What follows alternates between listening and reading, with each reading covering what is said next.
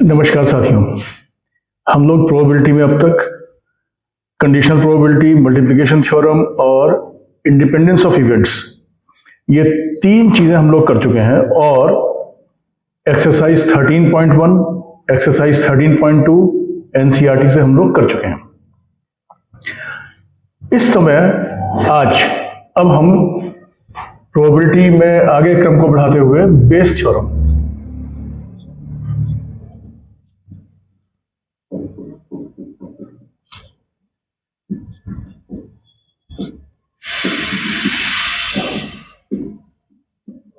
Bayes theorem on probability, ये आज का टॉपिक है और कोशिश करते हैं कि आप लोगों को सिंपल वे में समझाऊंगा तो जरा ठीक रहेगा उससे सवाल को हैंडल करने में एग्जाम में। एग्जाम्पल 19 की हेल्प से इसका थ्योरेटिकल पार्ट में समझाऊंगा। तो थ्योरेटिकल पार्ट क्या है वो तो बात की बात है, पहले एग्जाम्पल डायरेक्टली 19 इसको देखिए और इसको पढ़ना शुरू कीजिए। मैं पढ़ रहा हूं, चाहे तो मेरे साथ पढ़ सकते हैं। In a factory which manufactures bolts, machines A, B and C manufacture respectively 25%, 35% and 40% of bolts। तो इसमें दिया हुआ है बोल्ट्स,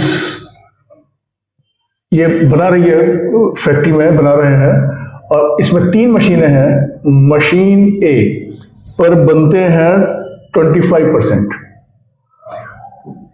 मशीन बी पर बनते हैं 35% और मशीन सी पर बनते हैं 40%। तो इसने ए बी सी पे बता दिया कि कितना कितना परसेंट बन रहा है, सबके ऊपर बनते हुए, बिकॉज आइटम इज सेम। तो तीनों जो मशीनें हैं उनसे जो आउटपुट मिल रहा है वो यहाँ पर एक हीप है, ढेर है, वो सारा का सारा आउटपुट इसके अंदर डाल दिया जाता है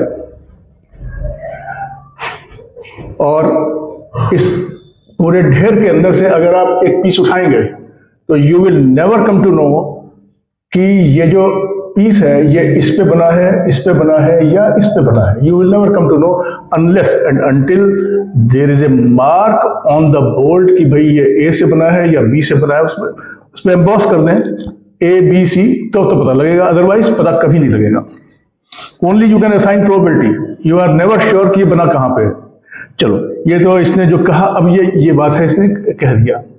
अब क्या किया, whenever there is a production on any machine there will be some defective also, it is but natural, कुछ ना कुछ डिफेक्टिव होंगे ही होंगे।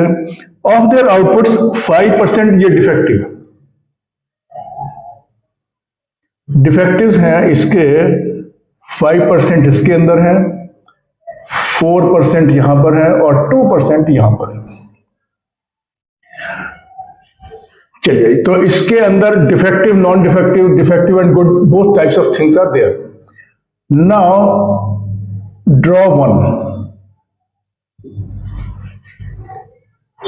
ये जो वन ड्रॉ किया, दिस कैन बी गुड और bad both, I mean we do not know what it is, लेकिन एक ड्रॉ किया, a bolt is drawn at random from the product and is found to be defective. इसको draw किया, draw करके machine पे ले गए, टेस्टिंग मशीन पे टेस्ट किया and it was declared this is bad. What is the probability that it is manufactured by machine B? इस पे बना हुआ है।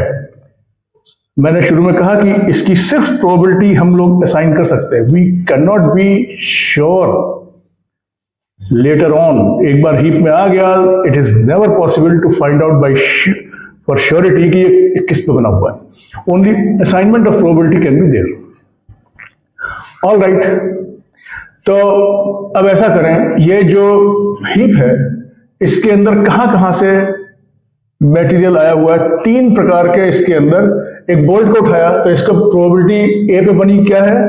प्रोबेबिलिटी ऑफ ए पे बना होने की प्रोबेबिलिटी क्या है? 25%, 25/100। बी पे बने होने की क्या प्रोबेबिलिटी है? बी पे बने, प्रोबेबिलिटी ऑफ बी पर बने होने की क्या है? 35/100। और सी पे बने होने की है probability of C is equal to 40/100. What I have done, sample space. इस heap में से if we draw one, that one piece may be manufactured on A, इसकी probability this ये given है, B पे बना होने की ये दिया हुआ है, और C पे बना होने की 40% ये given है. This contains good and bad both. Likewise here good bad both, ये यहाँ पे भी है. तो इसमें से ये पोर्शन हो गया हमारा डिफेक्टिव. डिफेक्टिव पीस ए पे डिफेक्टिव बना होने की प्रोबेबिलिटी है 5/100, बी पे बने होने की है 4/100 और सी पे बने होने की है 2/100. और हमें एक पीस ड्रॉ करके टेस्ट करके declared defective. We have to find कि ये इस पे बना हुआ है. तो देखिए अब थोड़ा सा इस प्रोजेक्शन को अब थोड़ा थ्योरेटिकल पार्ट देख लें, जिससे कि वो हर क्वेश्चन के अंदर वो रिपीट होगा. तो probability of H1, probability of H2, probability of H3,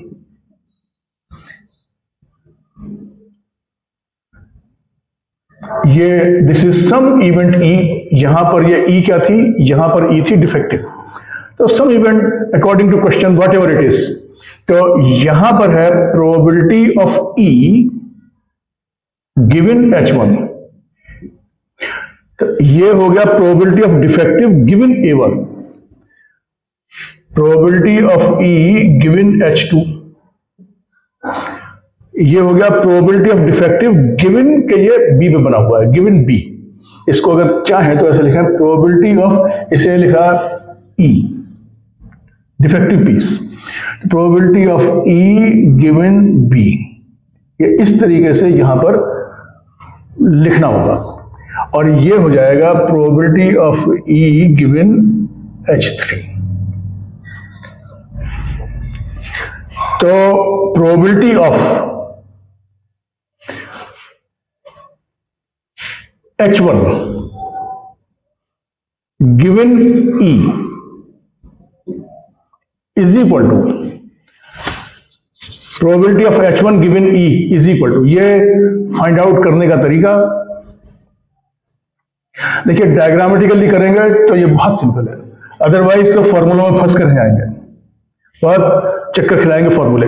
अब यहां से फॉर्मूला बिल्कुल सीधा सीधा बनता है, this into this, probability of H1 into probability of E given H1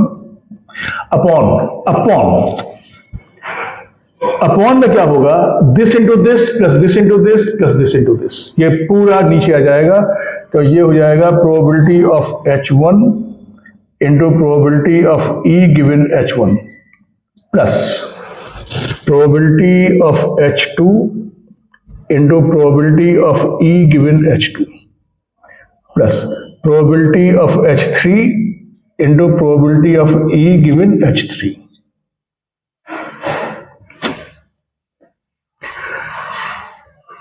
This whole thing in symbolic form can also be written as summation PHI into probability of E given HI. This is in symbolic form. In short, we can write it like this also. Okay, तो अब हम लोग इसको सवाल को we will now show the answer how to write. तो probability of A वो B, हमें फाइंड आउट करना probability of B पे बनी हुई है given defective is equal to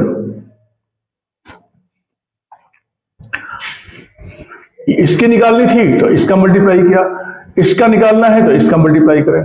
तो बस तो सीधा 35/100 into 4/100 upon 25/100 into 5/100 plus 35/100 into 4/100 plus 40/100 into 2/100। बिल्कुल, इसका निकालना है तो this into this upon this whole thing, इसका निकालना है तो this into this upon the whole thing, बस ये सिंपल करना है। और देखिए 100 से 100 तो ये कॉमन आके नीचे कट गया,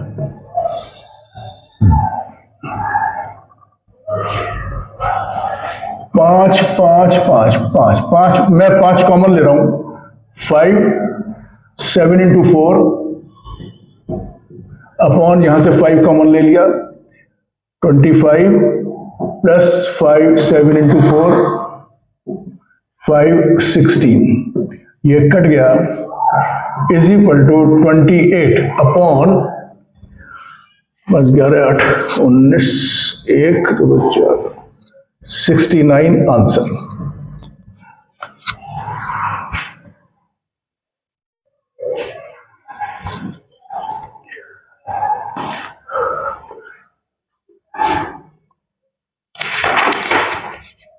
चलिए एक और छोटा सवाल, आसान सवाल, अभी मुश्किल सवाल में नहीं, पहले आसान सवाल से करेंगे। Question number exercise 13.3। भाई डायरेक्ट जाइए सवाल के ऊपर। एक्सरसाइज 13.3 में क्वेश्चन नंबर 8। मेरे साथ पढ़ लें तो ज्यादा अच्छा है, तो एक साथ हो जाएंगे। मैं पढ़ रहा हूं question exercise 13.3, question number 8। A factory has 2 machines A and B. Okay. Past records show that machine A produces 60% of the items of output and machine B, okay, 60%। तो भाई ये वेन डायग्राम शुरू कर दिया। प्रोबेबिलिटी ऑफ A पे बना होने की क्या है, 60/10 और 100। अब प्रोबेबिलिटी ऑफ B पे बना होने की क्या है, 40, 4/10। दो से काटना है, काट दिया, लेकिन मैंने काटा नहीं है, 10 की फिगर आसान है कैलकुलेशन में, इसलिए मैंने उसे छोड़ रखा है। अच्छा, तो further 2% of items produced by machine A and 1% produced by B were defective. Okay, ये इसी तरह का सवाल है। ये सिलेक्ट मैंने इसीलिए किया है कि इसकी थोड़ी सी प्रैक्टिस जरूरत है और आप लोगों का डर इस बेस थ्योरम से निकल जाए। ओके, डिफेक्टिव यहां भी वही है। डिफेक्टिव तो कह रहा है 2% of A, 2/100 and 1% of B, 1/100, they are defective. Now what he has done, all the items are put into one stockpile, एक जगह इकट्ठे कर दिए सब, and one item is chosen at random and found to be defective। एक item लिया, machine पे test किया, it is found and declared to be defective। ये इसमें से कुछ है। Now he is asking, what is the probability that it was produced by machine B? Simple, बड़ा एकदम mechanical process. Probability of B पे बना होना given defective is equal to सीधा सीधा 4/10 into 1/100, 4/10 into 1/100 upon 6/10 into 2/100 plus 4/10 into 1/100। ये 10 100 ये cut गया, 2 कॉमन आ गया, 3 इंटू 2, 4 कॉमन आ गया। चलिए छोड़िए उसे, तो ये अच्छा 4 ही आ रहा है कॉमन, ठीक है 4 लेते हूं। 4, ये 3 प्लस 1, तो ये बच गया इज इक्वल टू 1/4 आंसर. तो it is very simple to attempt a question on Bayes theorem if you do it by Venn diagram.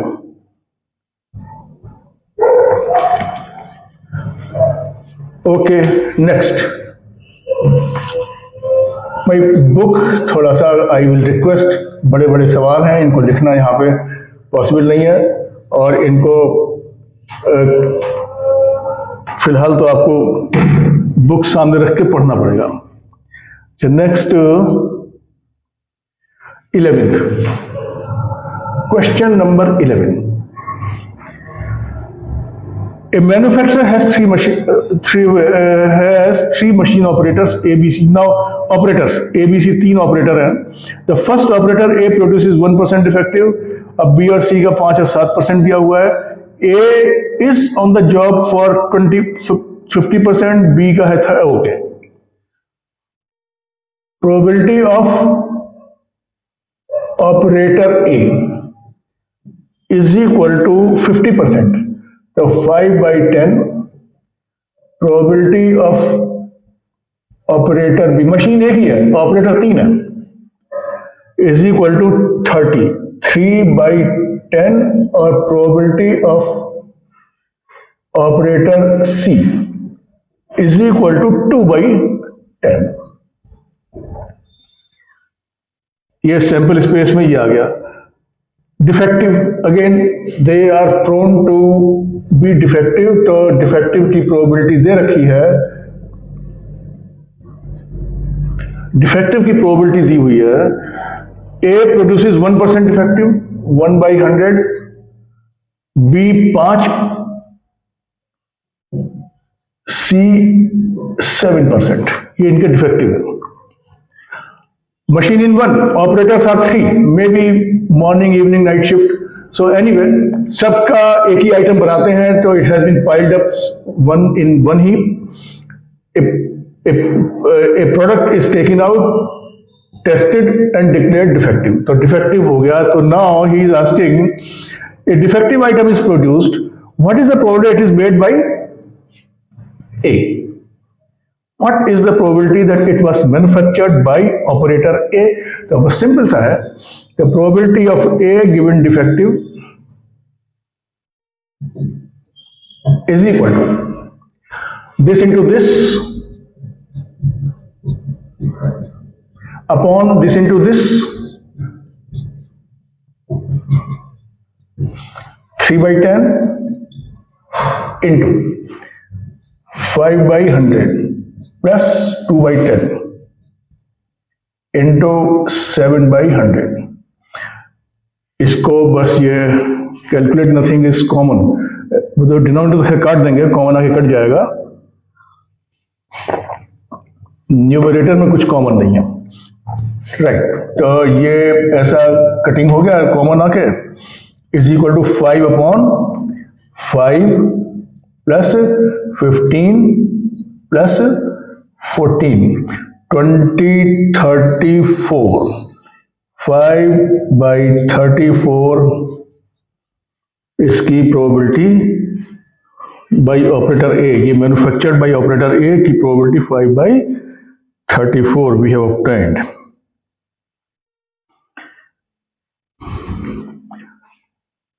भाई करके देख लीजिए. 5/34 बुक में लिखा हुआ है पॉइंट, एक मिनट, ये हाँ बस यही है, ठीक है, 5/34. ओके, तो next we will do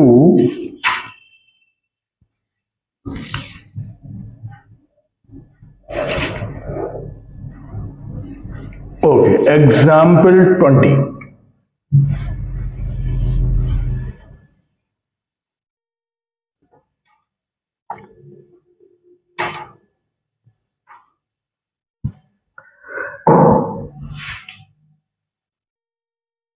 example 20.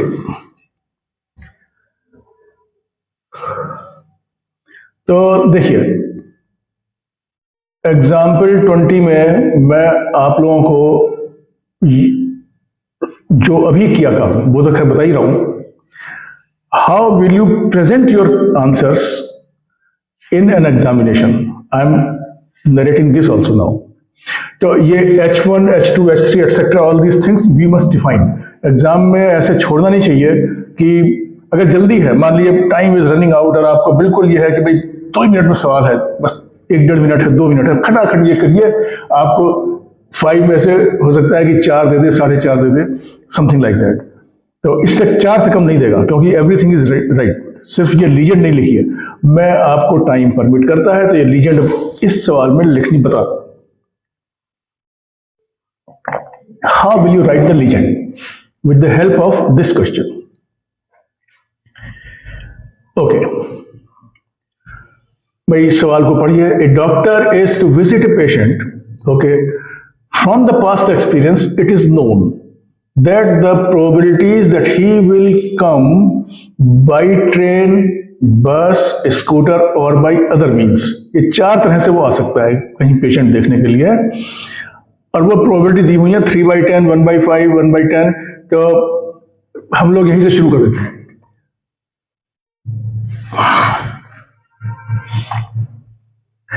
Events को डिफाइन करना शुरू कर देते हैं. H1 comes बाई क्या क्या है, ट्रेन, बस. तो ट्रेन H2, ये अब H2, H3, H4, H2 comes by bus. H3 comes by scooter. H4 comes by other means and comes by other means. तो H1 ये हमने डिफाइन कर दिया. H1, H2, H3, H4, इसमें 4 है. H1 comes by train, H2 comes by bus, H3 comes by scooter और H4 comes by other means. अच्छा, अब आगे चाहिए सवाल. The probabilities that he will be late are, अच्छा अब वो जब आता है देखने के लिए, टाइम असाइन हुआ कुछ भी, मान लीजिए शाम को हुआ 8 बजे कि भाई 8 बजे आएंगे, but he may be late, he may be in time. तो लेट आने की क्या प्रोबेबिलिटी है वो भी इसमें दिया हुआ है.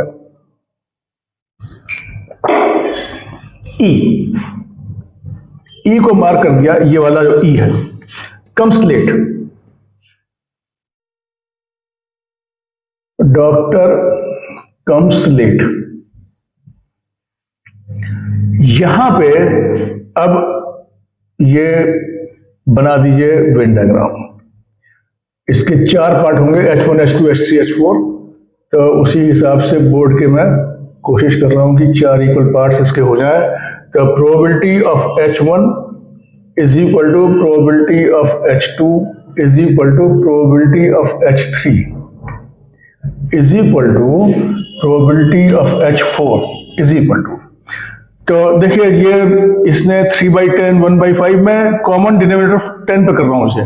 3/10 कॉमन डिनोमिनेटर 10 पे 2/10 क्योंकि कटिंग आसान हो जाएगी. 1/10 एंड 2/5 का हो गया 4/10.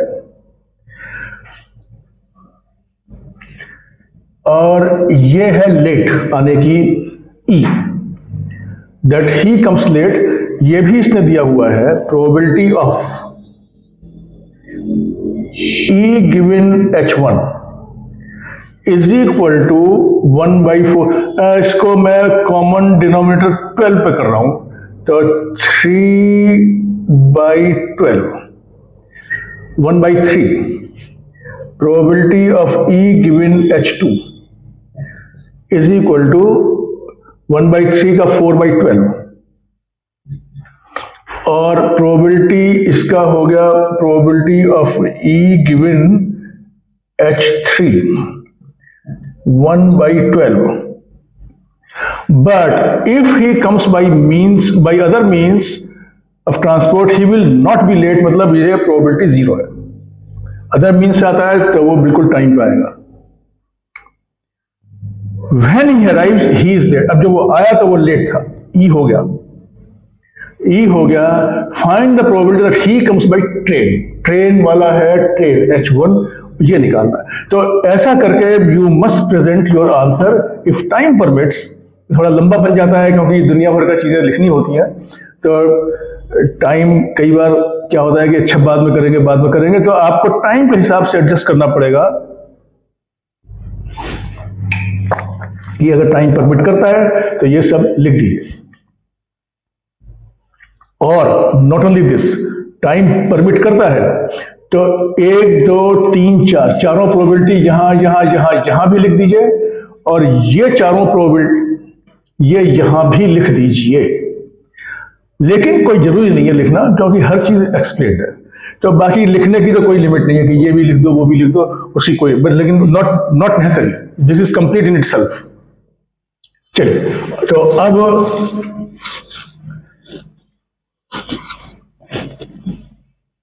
तो बस अब कुछ नहीं करना है।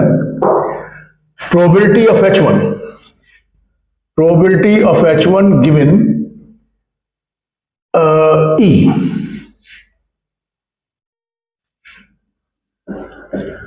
इज इक्वल टू, फॉर्मूला लिख दें, this into this, probability of H1 into probability of E given H1 upon summation की फॉर्म में लिख दिया, क्योंकि लंबे लंबे एक्सप्रेशंस हैं, कोई फायदा नहीं लिखने से।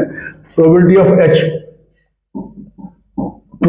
Of HI into probability of E given HI, बस समेशन लगा दीजिए, अपने आप हो गया। नहीं तो लिखना है तो पूरा लिख दीजिए। It is your choice and depending upon time available. तो 3/10 into 3/10 into 3/12 upon 3/10 into 3/12 plus. Machine की तरह से काम करना है, इसमें थोड़ा आइडेंटिफिकेशन करना है बस, इवेंट्स कहाँ कहाँ कौन सी प्रोबेबिलिटी आएगी, उसके बाद बिल्कुल मशीन 5 नंबर एकदम पक्का, प्लस 2/10 4/12,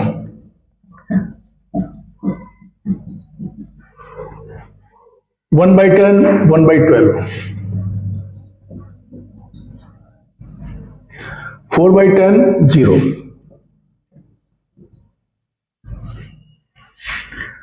ये तो कॉमन डिनोमिनेटर का फायदा उस समय देख लिया था, तो ये तो हो गया 3 3, तो 3 यहाँ 3 नहीं है तो बस ये अब कुछ नहीं आएगा।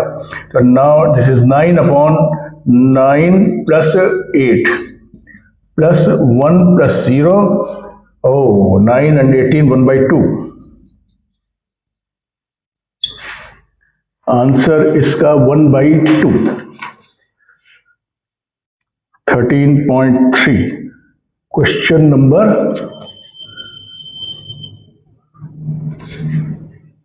एग्जाम्पल 20, तो आंसर इज 1/2।